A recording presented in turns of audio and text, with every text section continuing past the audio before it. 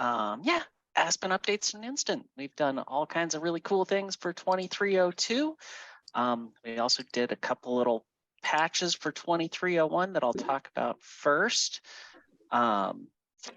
So these are things that some of these were tickets that people put in that they noticed something going wrong. And some of these also we've figured out some ways to find and fix issues that might not even know about. So they get recorded in logs and that kind of thing. We're just dealing with them. And a lot of these, we just wanted to make sure that we got them to you as quickly as we could. So everybody's on 230102 or 230103.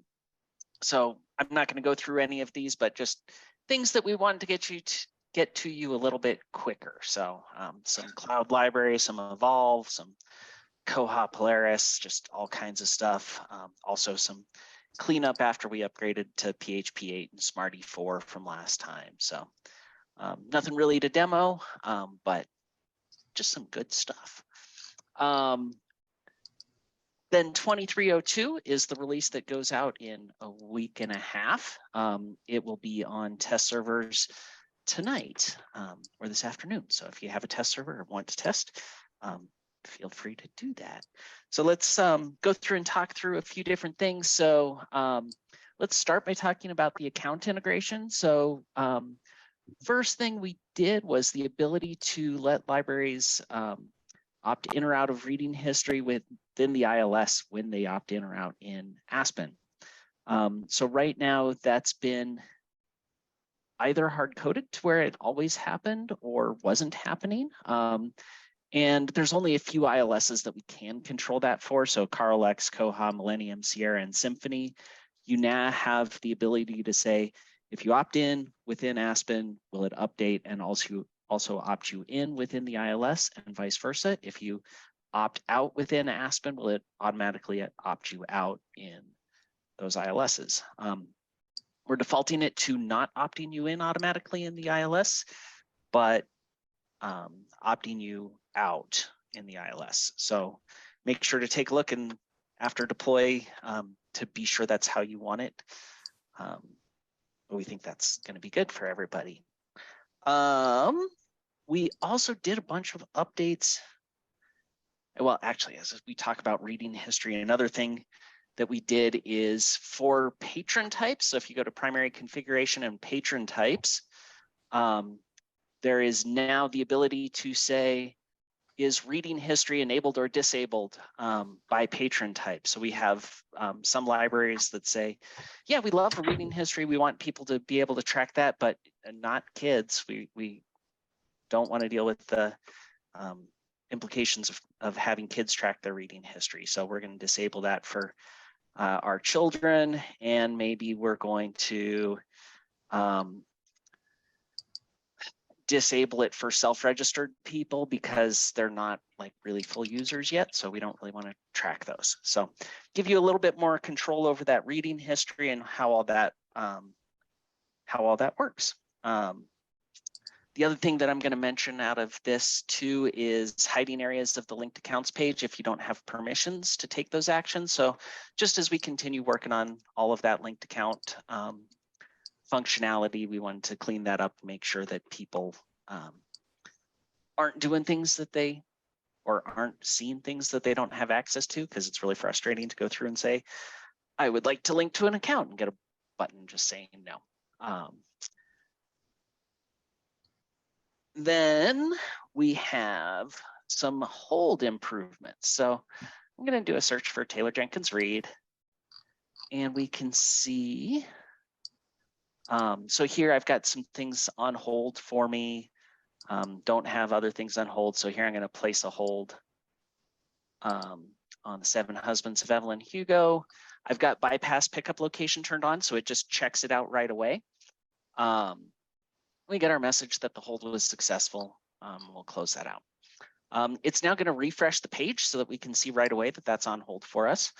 And if I try to place a hold again, I'm going to get this nice message saying, hey, this title's already on hold. Do you want to place a second hold? And I can choose either yes or no. But basically, we had a few users that were or a few libraries that were reporting issues with getting duplicate holds on things.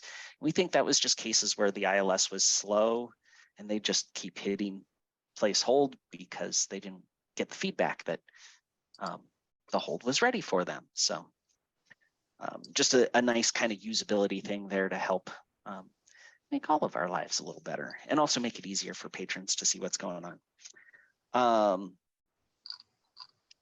Other things, so we've got with Access 360, making sure that deleted titles are removed properly. And then there's a question about the placing duplicate hold. So it's not a yes, no setting.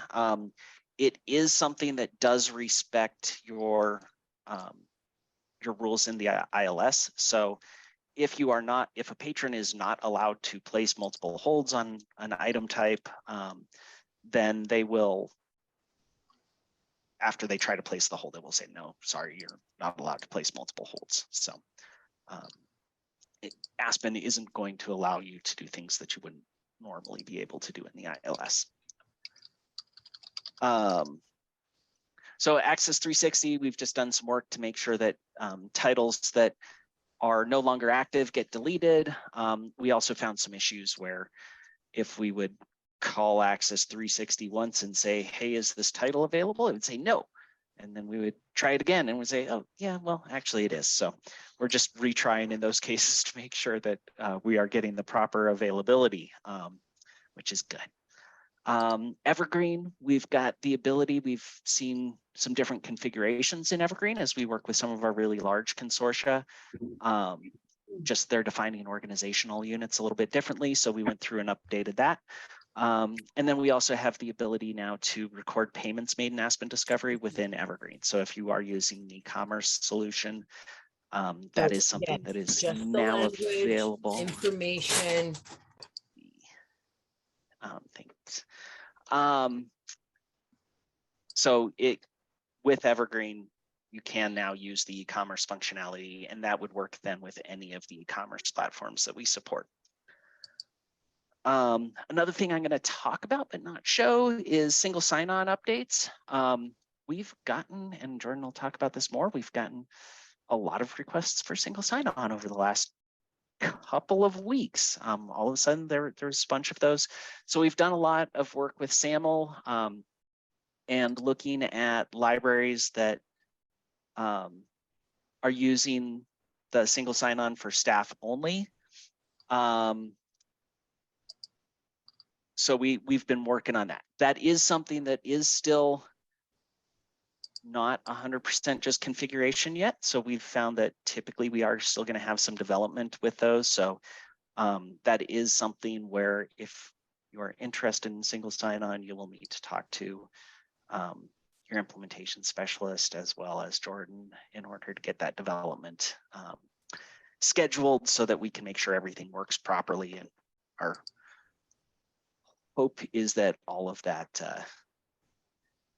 gets smoother as we learn more and more about single sign-on. There's a question about the indexing updates on kits from the 007 or someplace else.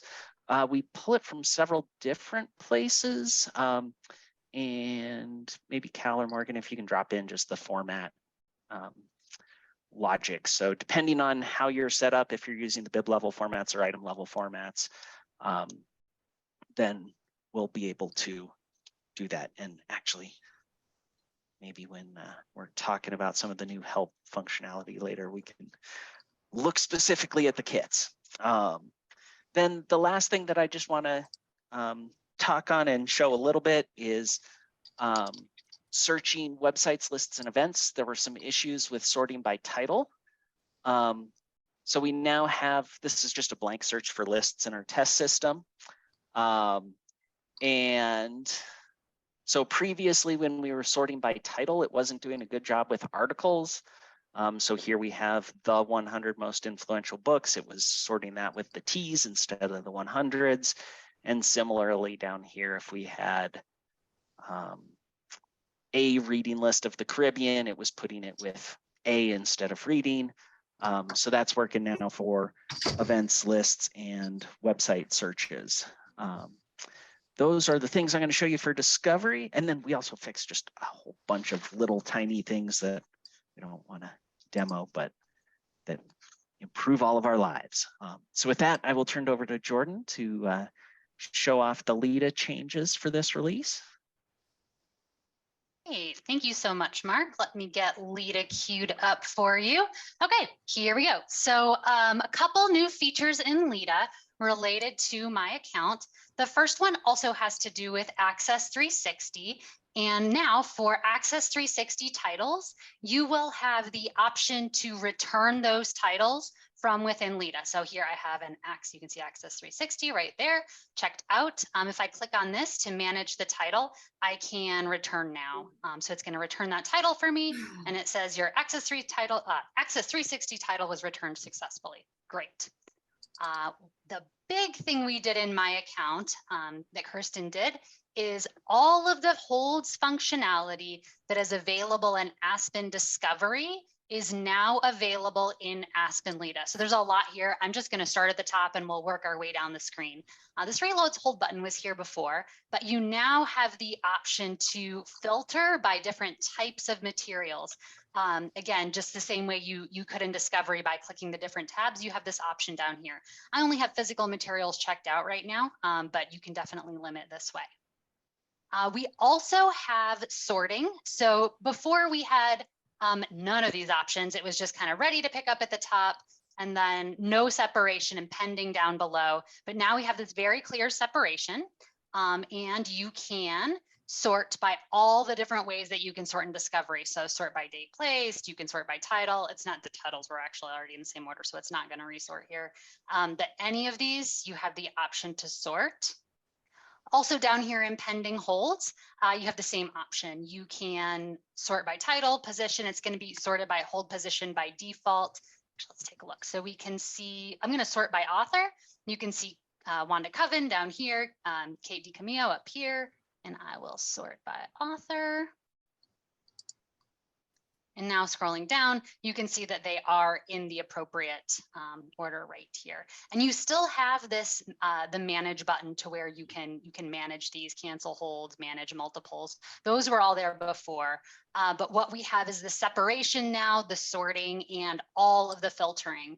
Again, so complete parity with what we do with Aspen Discovery. We also had a number of other fixes within LIDA. We found something that was preventing reading history from loading on some Android devices. So if you had any reports of folks with Android not being able to get their reading history, which was a relatively new feature, that should be fixed right now. There's also a new feature in Koha that allows you can expire pins, so not just not a patron, just their pin number. And LIDA wasn't handling that very gracefully. So now if a patron's pin is expired, LIDA will take them through the same steps to get that fixed as it would through Discovery. There are, just like Mark said, and as we said, our plan was for this release, we are fixing a whole bunch of bugs. If you put any bugs in for LIDA, I encourage you to either check the ticket related to it or check our release notes, especially the point releases that 22 or 230101, those just to check all the tiny little tweaks that we made to LIDA. With that, that's the end of this part of the demo, and I'm going to hand it back over to Morgan.